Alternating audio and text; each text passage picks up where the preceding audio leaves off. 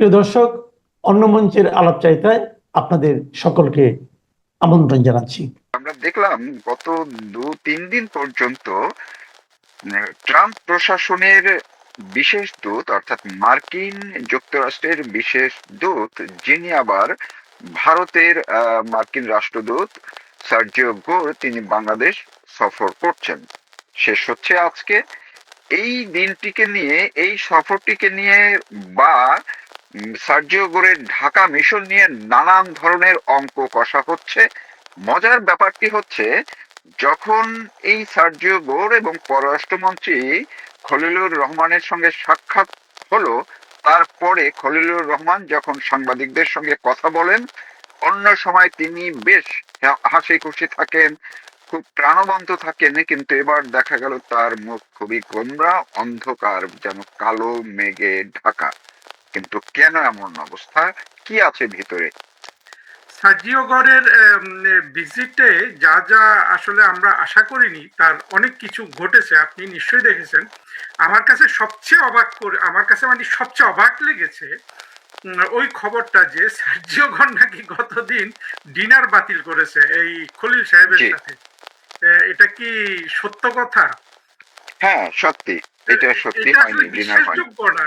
তৌফিক ভাই, বলি কি, যুদ্ধ লাগিয়ে দেয় ডিপ্লোম্যাটরা বা এই উচ্চ পর্যায়ের মিটিং এ। কিন্তু এই ধরনের আপনার যদি দাওয়াত থাকে, আগে থেকে ব্যবস্থা করা থাকে, এই নৈশভোজ, ডিনার বা ফর্মাল যদি আপনার লাঞ্চ থাকে, এগুলা কিন্তু কেউ বাতিল করে না। যদি এই খবরটা সত্য হয়, আমি বারবার এই জন্য বলছি যে একেবারে অবিশ্বাস্য। যদি সত্য হয়, আসলে বোঝাই যাচ্ছে যে সার্জিও গর কতটা বিরক্ত হয়েছেন এই খলিল সাহেবের মিটিং এ।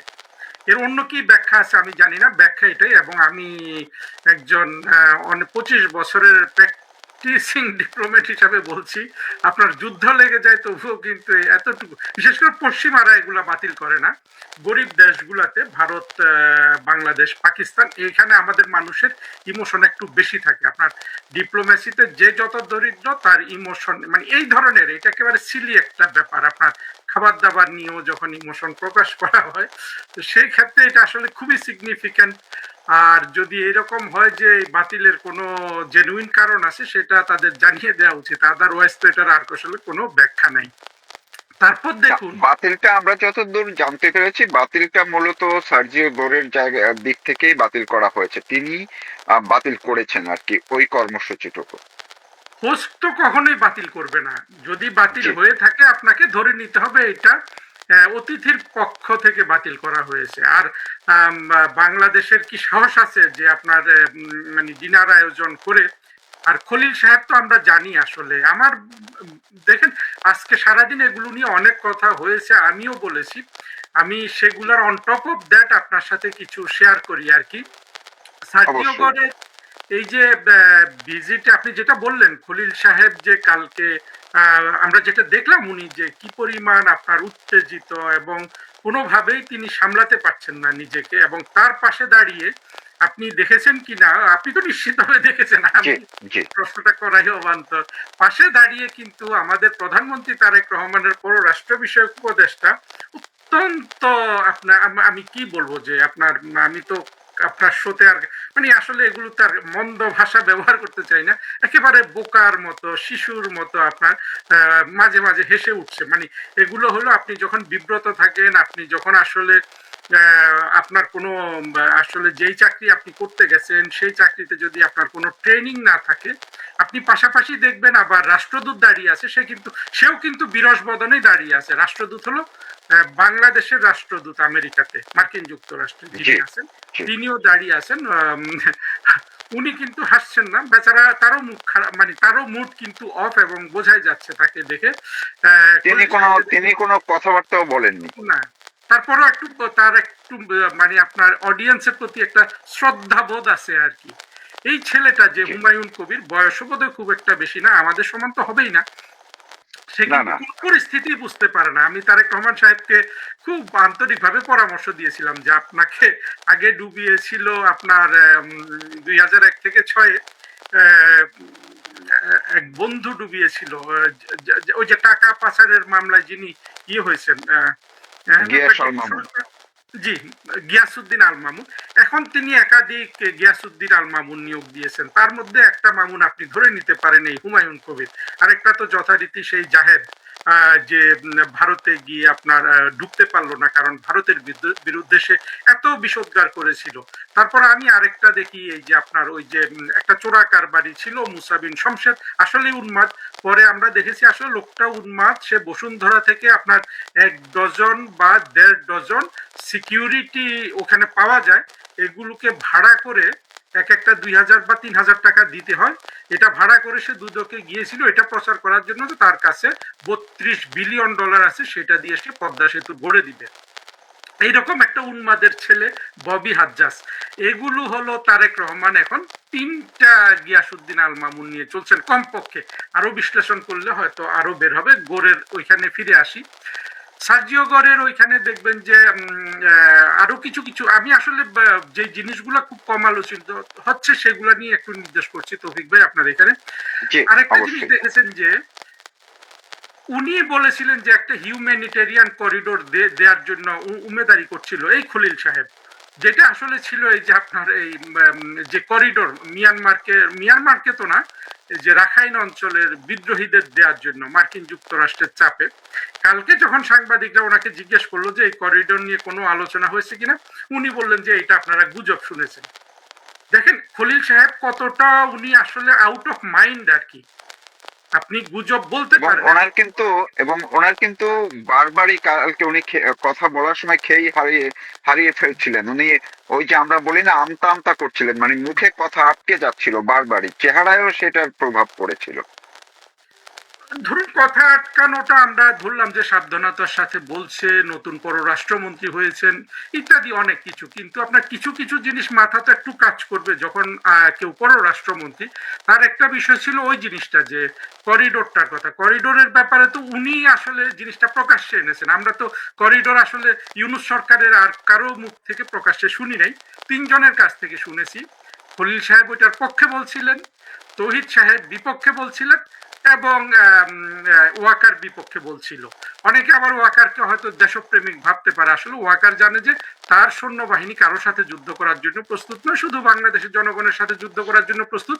সুতরাং কোনো দিকে কোনো যুদ্ধের সম্ভাবনা থাকলে আপনার ওয়াকার বাহিনী এটা করবে না। সুতরাং এখানে দেশপ্রেমের কোনো ইস্যু ছিল না। তৌহিদ সাহেবেরটা ছিল, আমি বলবো যে Tauhid Saheb as a better human being, ওনার অস্বীকারটা ছিল আর্মির সাথে অ্যালাইন। তৌহিদ সাহেব নিজেও আর্মির সাথে প্রচুর আপনার খাতির রাখেন, এবং তিনি নিজেও একজন ক্যাডেট কলেজের ছাত্র হিসাবে স্বভাবতে ওনার সাথে আর্মির সাথে প্রচুর সম্পর্ক আছে এবং ছিল। কিন্তু আমরা দেখেছি খলিল সাহেব ওটার পক্ষে কথা বলছেন। এখন যদি এই কিছুদিন পরে গতকাল খলিল সাহেব যেটা বললেন যে এটা একটা গুজব শুনেছেন, তাহলে উনি খুব খেলো হয়ে গেলেন না পুরো জাতির সামনে।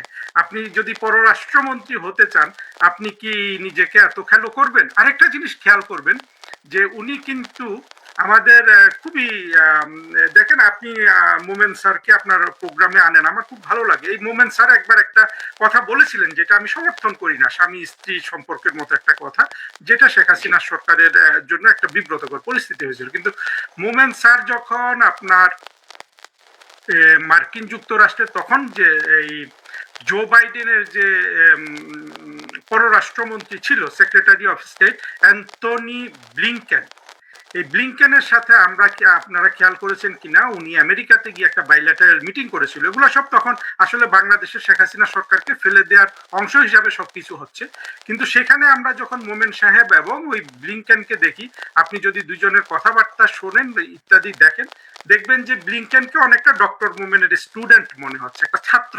মানে মোমেন সাহেবকে আমরা আসলে মিসআন্ডারস্ট্যান্ড করি আর কি, একজন জ্ঞানী মানুষকে ছোটখাটো বিষয়। কিন্তু এই খলিল 2 দিন আগে কিন্তু সতীন এবং স্ত্রী নামে একই রকম একটা নেককারজনক কথা বলেছেন। এইটা নিয়ে কিন্তু একটু কি কোথাও তোলপাড় হয়েছে? হয়নি। আপনার মনে আছে যে জাস্ট তার আগে হ্যাঁ, হ্যাঁ, মনে আছে। জি। একই কথাই তো হলো। তাই না? তো কথা হলো কি, বাংলাদেশের এই তারেক রহমান সাহেব আসলে সৌভাগ্যবান। উনি এমন একটা সময় প্রধানমন্ত্রী হলেন, এমন একটা সময় খলিলরা পররাষ্ট্রমন্ত্রী হলো।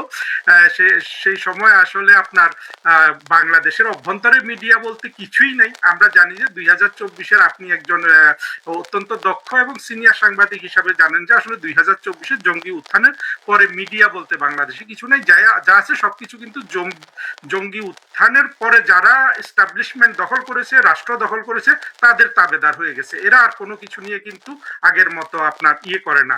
পাশাপাশি তারেক রহমান সাহেব আরেকটা ব্যাপারে খুবই সৌভাগ্যবান। এখন যারা আমরা অনলাইনে সোশ্যাল মাধ্যমে কথা বলি, আমাদের কণ্ঠক্ষীণ হোক, আমাদের দর্শক হোক, আমরা কিন্তু কেউ তখন আওয়ামী লীগ সরকারের সময় যেসব সাইবার সন্ত্রাসীরা কথায় কথায় গুজব রটনা করতো, সেই আপনি পিনাকি, ইলিয়াস, কনক সারোয়ার, আমরা কিন্তু কেউ কিন্তু গুজব রটনা করি না। ফলে আমরা গঠন মূলকভাবে তারেক রহমান সরকারের হয়তো কোনো জিনিস নির্দেশ করলো, আমাদের তরফ থেকেও কিন্তু কোনো আপনার সেই ধরনের গুজব, মিথ্যা প্রপাগান্ডা নাই।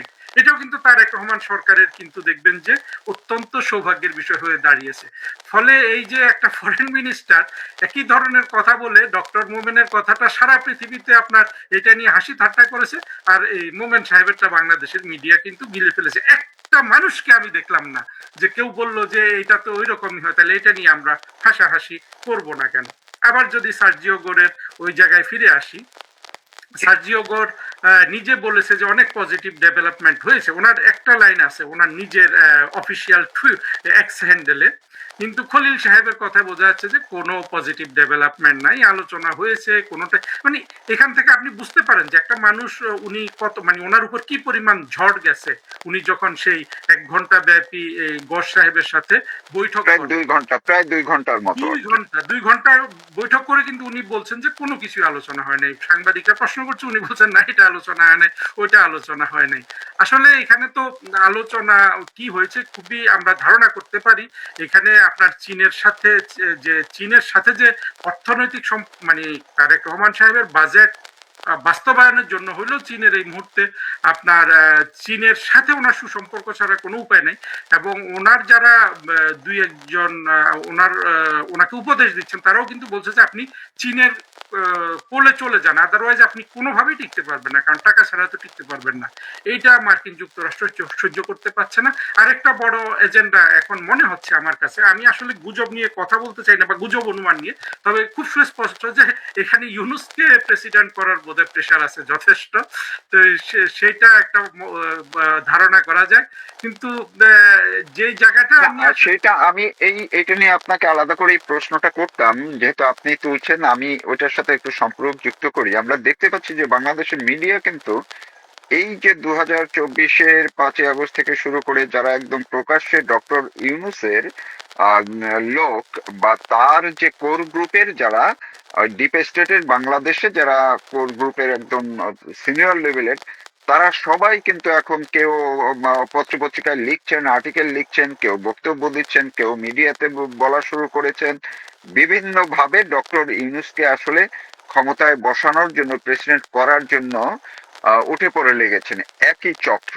তো আপনি এইটাই বলছিলেন যে এটার সঙ্গে এমন কোনো বিষয় হতে পারে কিনা, যে গোরের জায়গা থেকে এমন কোনো কিছু বলা হয়েছে কিনা যাতে আসলে খলিলুর রহমানের মুখের হাসি উবে গেছে, এমনটা কিছু আছে কিনা, আপনার ধারণাটা কি?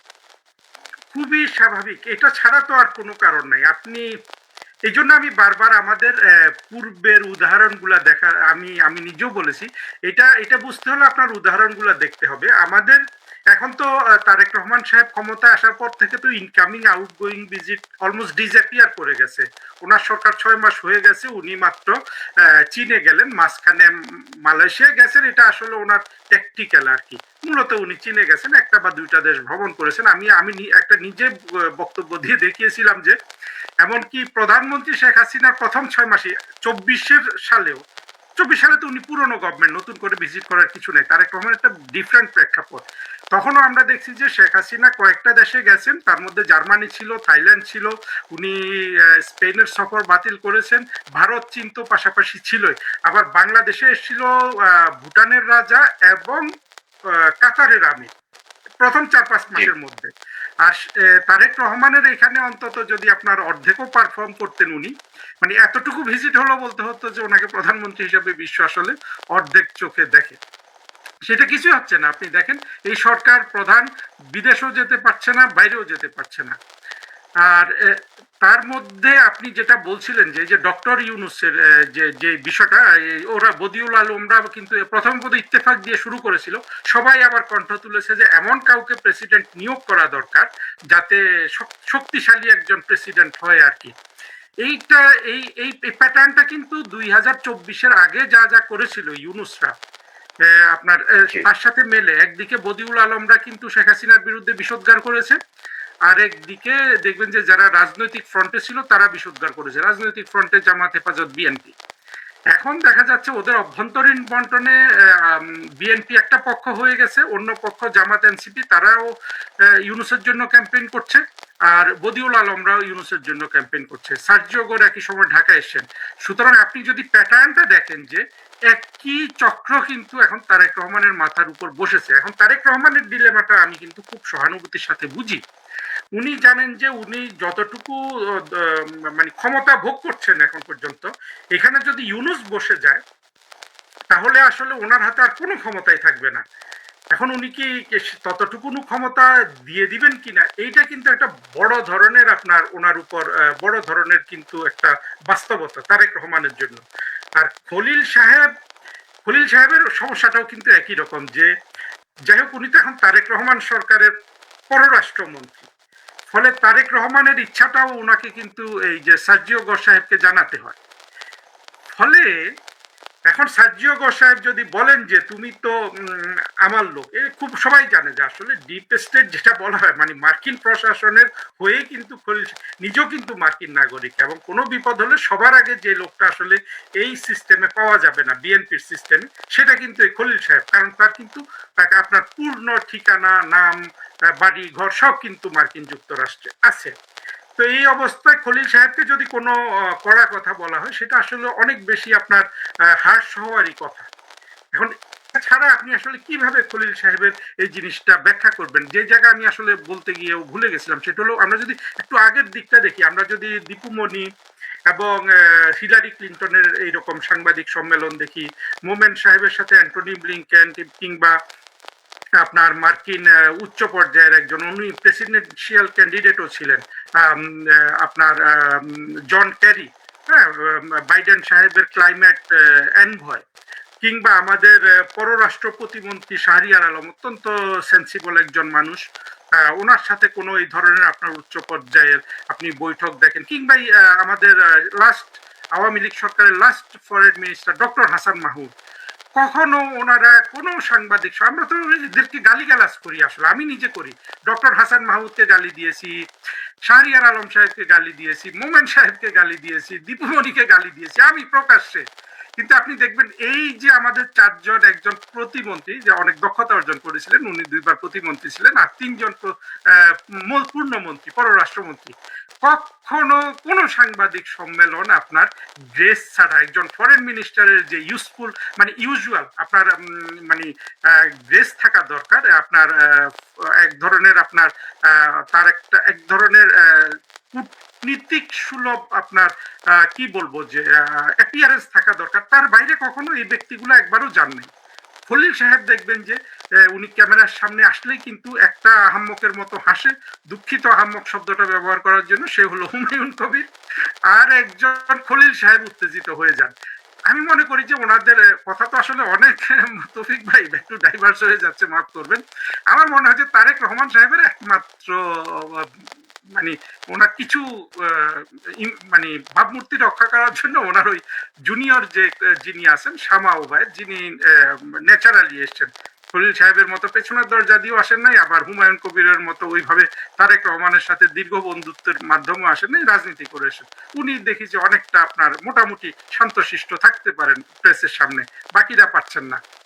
আর খলিল সাহেবের উপর এই জিনিসটা আমি আসলে আল্লাহর গজব হিসাবে দেখি। তৌফিক ভাই দেখেন, এই লোকটা যারা ফরেন মিনিস্ট্রি বা এই লোক সম্পর্কে জানে, তারা জানে যে এই লোকটার জীবনের, ইউনুসের যেমন জীবনের স্বপ্ন ছিল আপনার অর্থবিত্ত কামাই করা, নোবেল প্রাইজ পাওয়া, চুরিদারি করা, বাটপারি করা, এই লোকটার একটাই স্বপ্ন ছিল তো এই খলিল সাহেবের বাংলাদেশের পররাষ্ট্রমন্ত্রী হওয়া।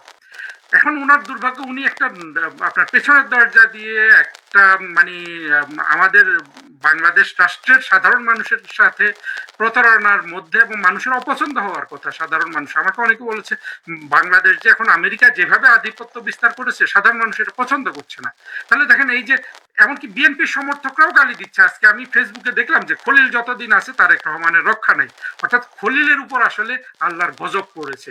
এই আপনি যদি এটা দেখেন যে উনি পররাষ্ট্রমন্ত্রী হন, আপনি সহজ সরল পথে যদি হতেন, কিন্তু উনি এমনই পথে হলেন যে আসলে উনি আসলে এটা এনজয় করতে পারছেন না, নানান ধরনের চাপ। আর এসব জায়গায় একটা জিনিস কি জানেন মারুফ ভাই, আপনি যদি কারো অনুগ্রহ নিয়ে আপনি এই ধরনের পোস্ট দখল করেন, এটা সবাই বোঝে যে ওই ওই ওই উচ্চতর শক্তির আপনি কিন্তু দাসে পরিণত হবেন। এই দাস হওয়ার যে আপনার বিড়ম্বনা, যে টেনশন, যে প্রেশার, এইটা আসলে খলিল সাহেবের মাথার উপর ভর করেছে, যার কারণে আমরা তাকে এই এই এই এই আপনার উত্তেজিত অবস্থায় দেখতে পাচ্ছি বারবার। এমনকি চীন সফরের পর তারা যে সাংবাদিক সম্মেলন করেছিলেন সেখানেও কিন্তু আমরা একই জিনিস দেখেছি। তো এখন আমি একটু শেষ পর্যায়ে চলে এসেছি। আপনার কাছে কি মনে হয় যে এই যে সার্জিও গোরের সফরটা, এই সফরটা অনেকেই বলার চেষ্টা করছেন বিভিন্ন সামাজিক যোগাযোগ মাধ্যমে, এমনকি দু একজনের সাথে দেশেও আমি যখন কথা বলেছি যারা এই সরকারের সঙ্গে আছেন, এমনই দু একজনের সাথে কথা হয়েছে, তাদের সবার মধ্যে একটা কেমন একটা প্রতিক্রিয়া হচ্ছে যে এই সার্জিও গোরের সফরের মধ্য দিয়ে বিএনপি বা তারেক রহমান সরকারের ভবিষ্যতের কিছু আলামত তারা আগামী কয়েকদিনের মধ্যে দেখতে পেতে পারেন। অর্থাৎ এমন একটা বাক্য বলেছে, সেটা হচ্ছে যে এই আগস্ট সেপ্টেম্বরের মধ্যেই তারেক রহমান সরকারের ভবিষ্যৎটা বোঝা যাবে। আপনি কি মনে করছেন? আমি মনে করি এটার মধ্যে আপনার ভিত্তি আছে। তারেক রহমান সরকারের আসলে ভবিষ্যৎ আমি সার্জিও গোরের ভিজিট ছাড়াই বুঝতে পারি। আপনি যদি একটা জিনিস লক্ষ্য করেন, সার্জিও গোরের আগের দিকে আমরা যদি তাকাই, বাংলাদেশের যে ইকোনমিক যে আপনার কি বলবো ডাউন টার্ন যেটা হয়ে গেছে ইউনুসের মাধ্যমে, জঙ্গিদের মাধ্যমে, আপনি জানেন যে অর্থমন্ত্রী আমির খসরু মাহমুদ চৌধুরী 6.5% জিডিপি টার্গেট করে একটা অবাস্তব বাজেট করেছেন। বাজেটটা খুব সুন্দর ছিল, এটা আমি প্রশংসা করেছি, কিন্তু উনি প্রায় আপনার ওনার রাজস্ব আয়ের যে অবাস্তব লক্ষ্যমাত্রা উনি গ্রহণ করেছেন এবং যে ঘাটতি দেখিয়েছেন, এটা যদি আমরা মিলে তার অন্তত 4 থেকে 5 বিলিয়ন ডলার দরকার বিদেশিদের কাছ থেকে শুধু এই বাজেটটা আপনার কোন রকম বাস্তবায়ন করার জন্য। সেই টাকা শুনি যে 2 বিলিয়ন এখান সেখান থেকে বিভিন্ন ব্যাংক, আন্তর্জাতিক সংস্থা থেকে হয়েছে, বাকি কিন্তু হয় নাই। আরেকটা জিনিস লক্ষ্য করুন, 6.5% জিডিপি প্রবৃদ্ধি টার্গেট করেছেন, আর তার সরকারের আমলেই এই লাস্ট কোয়ার্টারে 2025-26 অর্থ বছরে মার্চ এপ্রিল মে জুন এই স্ট্যাটিস্টিক্সটা বের হয়ে গেছে যে 2.2% জিডিপি গ্রোথ হয়েছে। 2.2% মানে বুঝতে পারছেন যে অলমোস্ট জনসংখ্যার যে গ্রোথ তাকে আপনার তার সমান হয়ে যাচ্ছে। এইটা বাংলাদেশের নিশ্চিতভাবে আপনার দুর্ভিক্ষের দিকে নিয়ে যাচ্ছে। এইটা তো ওই তারেক রহমানের তো আমি জানি না, উনি ওই যে বাচ্চাদের সাথে বসেন প্রায়, ওগুলা দিয়ে কিন্তু তার টিআর টিম তাকে রক্ষা করছে, বাচ্চাদের সাথে ছবি তোলেন। উনি শুরু থেকে আমরা দেখছি যে উনি একটু চলাফেরায় মানুষকে দেখাচ্ছেন যে জনগণের প্রধানমন্ত্রী, কিন্তু তার যে এই যে সমূহ বিপদ বাংলাদেশের মানুষ, আমি আগেও বলেছি তৌফিক ভাই, মানুষ আসলে অনেকটা জঙ্গিকৃত হয়ে গেছে, অর্থাৎ জঙ্গিদের প্রেমে লোভে প্রলোভনে পড়ে গেছে, কিন্তু তারা ক্ষুধাটা সহ্য করবে না। এই ক্ষুধা কিন্তু আমরা যেটা বলেছিলাম 1 বছর আগে তৌফিক ভাই, যত দ্রুত আসবে তার চেয়ে দ্রুত কিন্তু এগিয়ে আসছে তারেক রহমানের দিকে। তার সাথে জড়িত হয়ে গেছে আপনার ওনার এই আন্তর্জাতিক সম্পর্কগুলো ম্যানেজ করতে না পারে। ম্যানেজ করতে পারারও কথা না। আপনি যখন 2024-এ আপনি যখন জঙ্গি উত্থানের যে কোয়ালিশন হয়েছে সেটার একটা বৃহত্তর আপনি মেম্বার হয়ে গেছেন, সেটাতে তো আর লুকোচাপা মার্কিন যুক্তরাষ্ট্রের প্রেসিডেন্টই রাখেন নাই যে $29 মিলিয়ন দেয়া হয়েছে বাংলাদেশকে, বাংলাদেশের পলিটিক্যাল ল্যান্ডস্কেপ চেঞ্জ করার জন্য, যার অর্থ দাঁড়ায় যে শেখ হাসিনা সরকারকে ফেলে দেওয়ার জন্য। এই কথাটা যদি ডোনাল্ড ট্রাম্প সাহেব বলেন এটাকে আমি বুঝি না আমাদের ভাষ্যকাররা। আমি তো মনেই করি না বাংলাদেশে কোনো মিডিয়া আছে, অন্তত সোশ্যাল মিডিয়াতে যারা কথা বলে ইউটিউবে, তারা কেন এটা প্রকাশ্যে বলে না বারবার যে ডোনাল্ড ট্রাম্প সাহেবই তো স্বাক্ষর দিয়েছেন যে এটা প্রতারণার মাধ্যমে শেখ হাসিনা সরকারকে ফেলে দেওয়া হয়েছিল। তো সেখানে সে ডোনাল্ড ট্রাম্প বা আমেরিকান সরকার যা যা প্রত্যাশা করে সেটার আড়ালে আন্ডারে তারেক রহমান সরকার চলে গেছেন। পরবর্তীতে তারা বাণিজ্য চুক্তি দিয়ে ধরে ফেলেছে। এখন চীনের সাথে উনি সম্পর্কটা কিভাবে করবেন? আর চীনও হাত বন্ধ করে বসে আছে যে আগে মার্কিন যুক্তরাষ্ট্র থেকে অন্তত শেখ হাসিনা। এখানে আরেকটা জিনিস, এই কথাগুলো তো বুঝতে পেরেছেন আসলে, আপনার শ্রোতাও বুঝতে পারছে যে আমি আর 2 মিনিট বললে কি বলবো, সেজন্য আমি সংক্ষেপে যেটা বলতে